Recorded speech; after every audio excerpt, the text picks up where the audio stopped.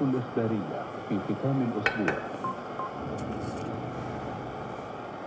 أهلا بكم مستمعينا الكرام. يقرأ المستشار خالد المصري وأستهلها بالعناوين. بسم الله الرحمن الرحيم. القبض على أكثر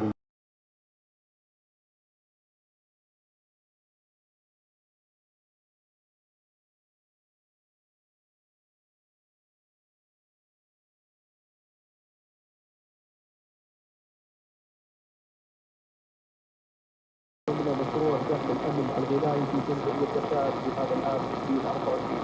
هذا كان ملخص لوحه مختصره عما يقدمه المركز من جهود، وبنستكشف تفاصيل كثر والجهات المستفيده والدول المستفيده كثر، لكن نسال الله ان يكتب الاجر المحفوظه لهذا المركز من القرارات التي يجب على المسلمين التأكيد على مفاسد من خلال استغلالها لغير ما خصصت له، حيث يعتبر ذلك اختلاف يجب منعه والإبلاغ عنه، وكذلك ما يتعلق بالتذكير بأن الواجب على المسلم أن يحافظ على جميع المرافق العامة ليتسنى لجميع أفراد المجتمع الاستفادة منه.